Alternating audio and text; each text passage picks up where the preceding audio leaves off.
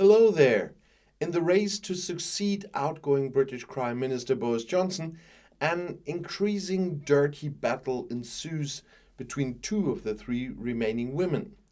After the Conservative faction slowed down Attorney General Suella Braverman in the second ballot on Thursday, five candidates are still in the running. In addition to ex-Finance Minister Rishi Sunak, who again came out on top in the vote, and outsider Tom Tugendhat, Foreign Secretary Liz Truss, ex-Secretary of State Kimi Badenoch, and Trade Secretary Penny Mordaunt are also fighting for the trust of Tory MPs. The candidates outdo each other with campaign promises. The next ballot is planned for Monday, and the last two applicants should be known on Wednesday. And on September 5th, Johnson's successor should be finally clarified. Until then, the election campaign in London should increase in intensity. There was a first foretaste immediately before the second ballot. Former Brexit Secretary and Truss supporter David Frost denied his former deputy Mordaunt the ability to govern. "I felt like she didn't have the details that needed to be negotiated last year," that's what Frost told Talk TV. It was not the only attack against Mordaunt, who is considered the favorite of the party base, which is tough for some of the others. And Sir Ian Duncan Smith, former leader of the Conservatives, questioned Mordaunt's suitability as Prime Minister. "We can't just pick someone because they might look better than others for a short period of time." That's what Truss supporter Smith told LBC Radio. "What we actually vote for isn't in a way a popularity contest." Well, it was before, obviously. Julia Knight, who's also behind Truss, told BBC 5 Live, "We don't need a random Prime Minister." Mordaunt dismissed the criticism and remained calm, though. "People are obviously trying to stop me from going to the final because they don't want to play me." That's what she told Sky News. And could be very true. Given the good performance in the Tory vote, it is understandable how they are trying to stop her. Mordaunt had dominated the second ballot with Sunak again. The two are considered favourites in the race to succeed Johnson, whose career has been marred by scandal and chaos. According to a newspaper report, British Prime Minister Boris Johnson is taking a stand against his former Finance Minister Rishi Sunak in the fight for a successor. In talks, Johnson called for support for everyone except Rishi. That's what the Times newspaper reported on Friday. In the government seat at 10 Downing Street, Sunak is blamed for Johnson's downfall. "You think he's been planning this for a month," the paper quoted a source saying, and I heard JRM saying that. "All number 10 hates Rishi, it's personal." Sunak's supporters denied the allegations. A total of 5 candidates, as I said, are still running for the post of Conservative leader and because of that then also Prime Minister. The incumbent head of government had actually announced that he would stay out of the election campaign. Yeah, he's not saying for anyone, but against he can do, okay? But many are convicted that Johnson would prefer Secretary of State Liz Truss to succeed him. Truss only came third in the first 2 ballots in the Conservative parliamentary group, but now she sees herself on the rise. Most recently, Attorney General Suella Braverman, who was eliminated in Thursday's ballot, supported Truss. Both also belong to the right wing of the party. And Trade Secretary Penny Mordaunt, who is popular with the party's grassroots, is a promising candidate. That's why they are attacking her now. On the other hand, the head of the Foreign Affairs Committee, Tom Tugendhat, is given no chance. On Friday evening, the candidates wanted to face a TV debate. And on Wednesday, as I said, it should be clear between which 2 candidates the Conservative Party base can decide in a runoff. In terms of content, the party is much further to the right than it was 10 years ago, said Ian Blackford, leader of the Scottish National Party in the British Parliament, to the German press agency this week. His conclusion is the Conservatives have overtaken the right-wing populists. The battle for Johnson's legacy is being fought with increasingly right-wing positions. The roots of the candidates or experiences in their own family do not protect them from ultra-right positions. Home Secretary Priti Patel recently called for all people who enter Britain illegally to be flown out to Rwanda immediately regardless of their origin. Patel's parents once fled Uganda to the UK themselves. All candidates in the fight to succeed Boris Johnson support this extreme demand. It's the most diverse government in history, but it's also the most racist policies of any government. That's what Kehinde Andrews, professor of Black Studies at the University of Birmingham, told the BBC. He describes the diversity of the candidates as fig leaves for white oppression. In the race to succeed Boris Johnson, the field, as I said, has already thinned out.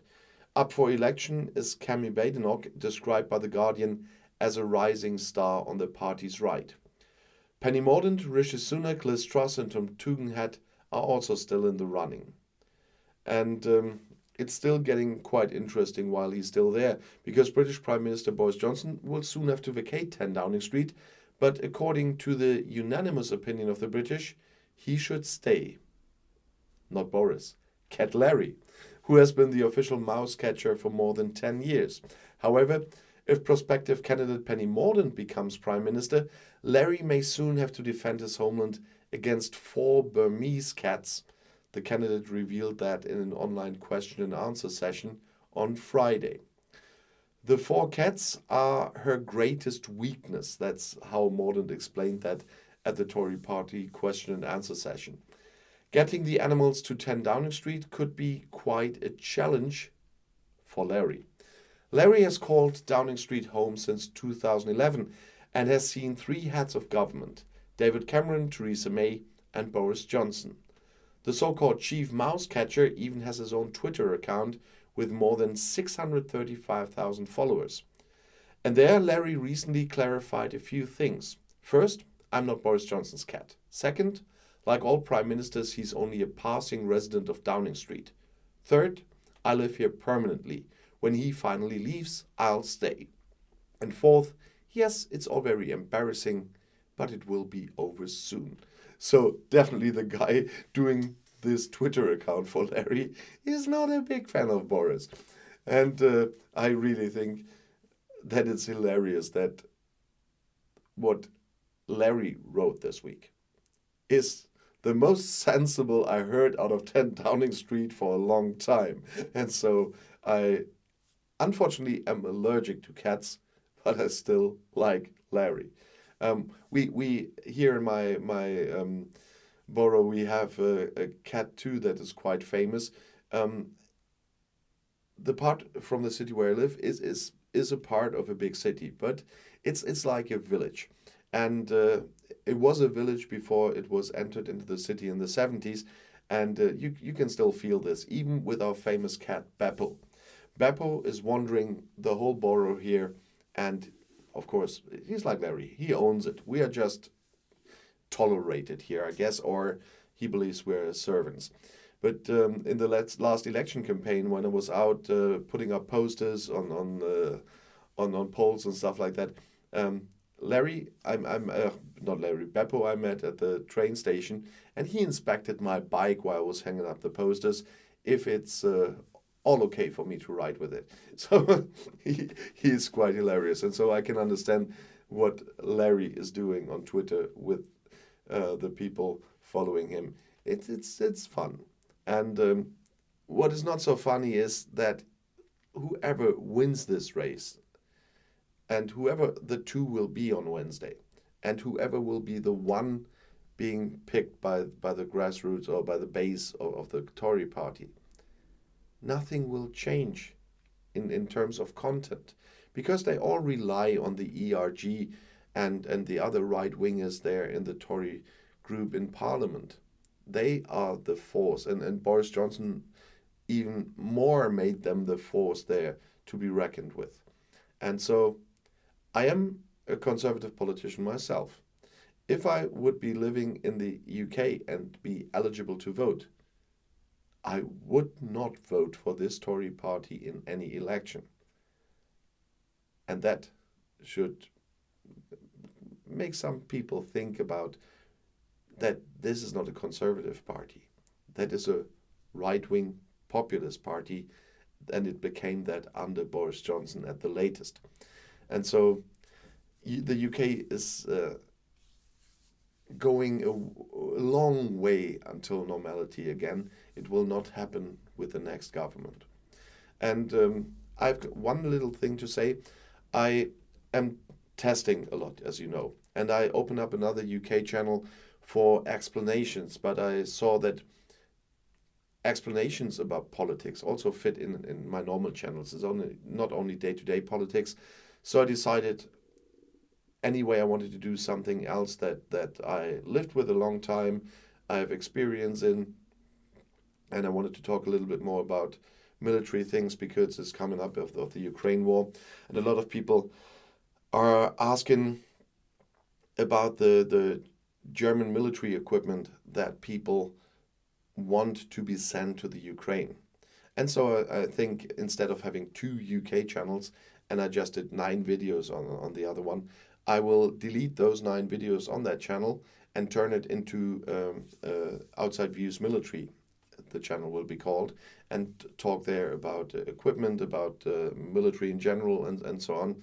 And we'll upload those 9 deleted videos where I'm explaining general politics in the UK, how things work, to this channel. And in the future, we'll put videos like this on this channel as well.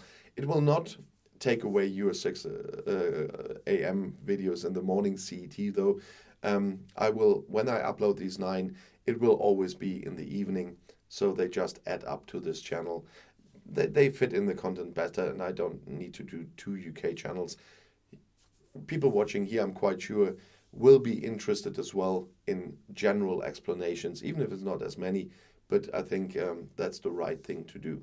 And so on Monday, you will see my first video on, which is now still called Outside Views UK, which will on Monday be called Outside Views Military. There you'll see my first video on that topic, and the other videos will be ending up on this channel here in the next days, in the evenings when I have time to upload them. Will be after another, of course. I won't put them up all at once. And anyway, I forgot what else I wanted to tell you about news, but we have a lot of time to chat still anyway. So I'll tell you in my next video. I'll see you there. Ciao vorbei.